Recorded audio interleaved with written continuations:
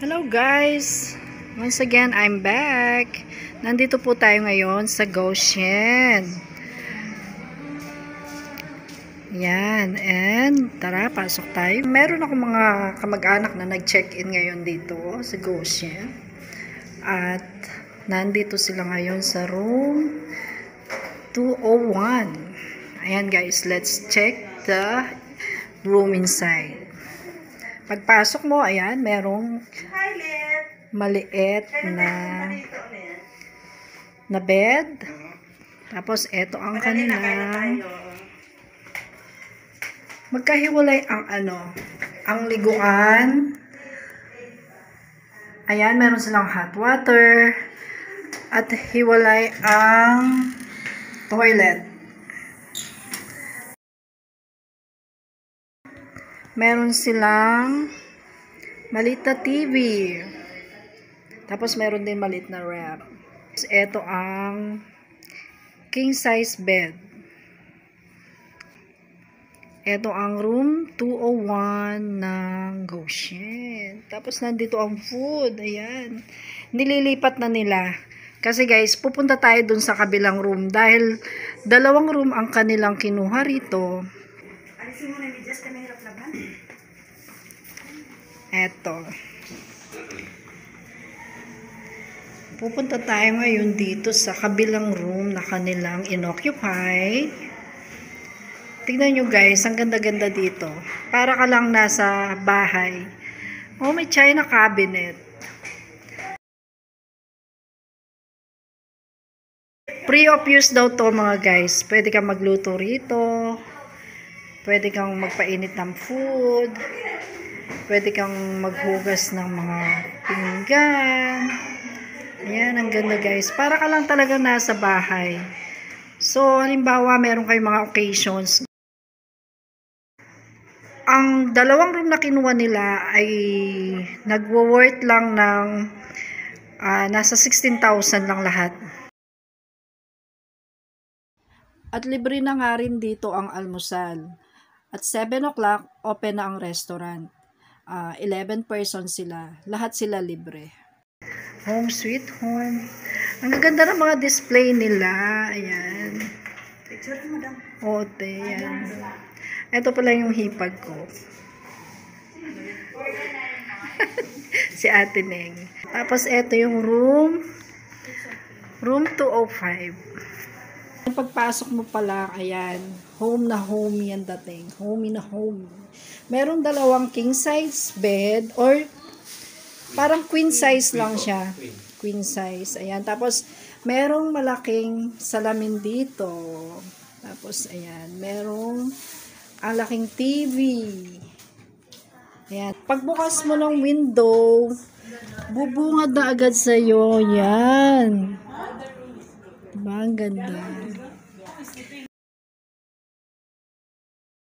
Halimbawa, meron kayong okasyon, pwede mong ditong dalhin anniversary, birthdays, mga ganyan, or kasal.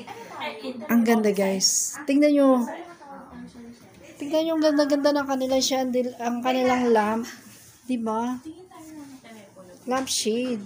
Ganda. Tapos ang kanilang mga linens, ang kanilang mga beddings. Ang ganda.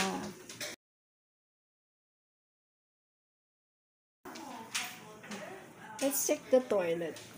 Ayan, pagpasok mo, eto ang kanilang toilet. Pagkasama naman dito, yung sa kabila, magkahiwalay ang toilet and bath.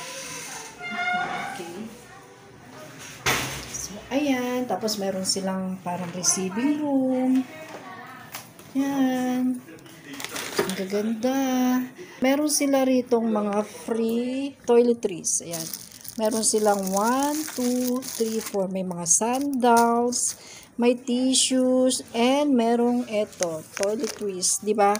Gawa natin. Minsan hindi natin ito ginagamit. Inuuwi natin. So, hingi tayo ng remembrance. Lagi na akong pumupunta rito sa Goshen, pero hindi ako nakakapasok dito sa room. Hanggang lang ako. Hanggang labas lang. Nandito ang aming food, guys. Open natin. Okay, ito ang parking lot. Ayun ang aking Ate Nova. Doon siya nakapark. Ayan. Anyway, we're gonna read first, then we go to some So, eto. sightseeing. Meron silang mga kasama na isang Singaporean national. Ito kanilang mga kaibigan. Ito ang aking pamangkin. Ayan. Okay. Eating time. Kakain muna ako, guys, bago ako uwi. Oh, my one's special. Yeah. Special one. Special.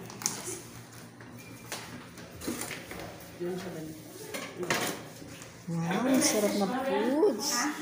Merong pansit, merong donut, merong kaldereta, merong sipo egg, pandesal, nilagang saging. Wow, meron pang, ayan, seafood. Yun ang isang big siguro Christmas matibay. So, galing-galing. Ayan. Ayan, ang luwang ng parking lot. So, ayan. Ang ganda ng kanilang hallway. Hotel na hotel ang dating. At napakalinis. Ang daming display.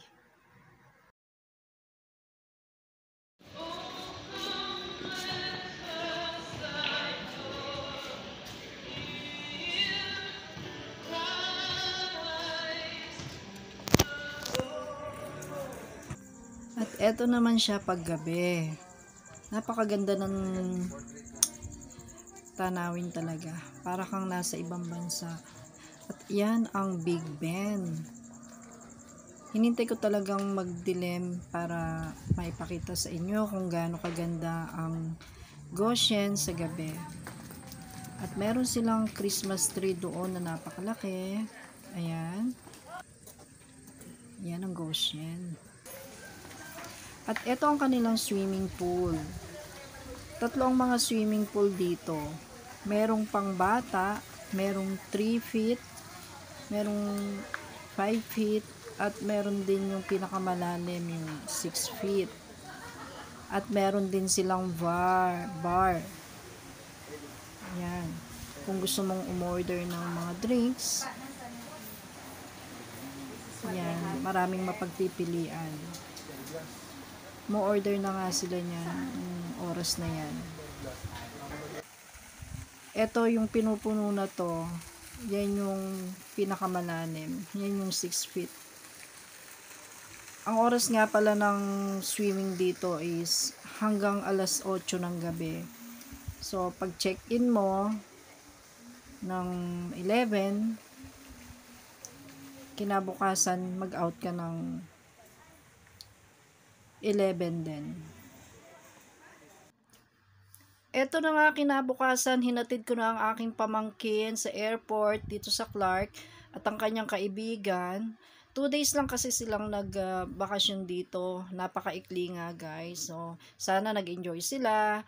At maraming salamat nga pala sa inyong pagsuporta sa aking mga vlogs, sa panonood palagi ng aking mga videos. Maraming salamat. Till next time. Bye!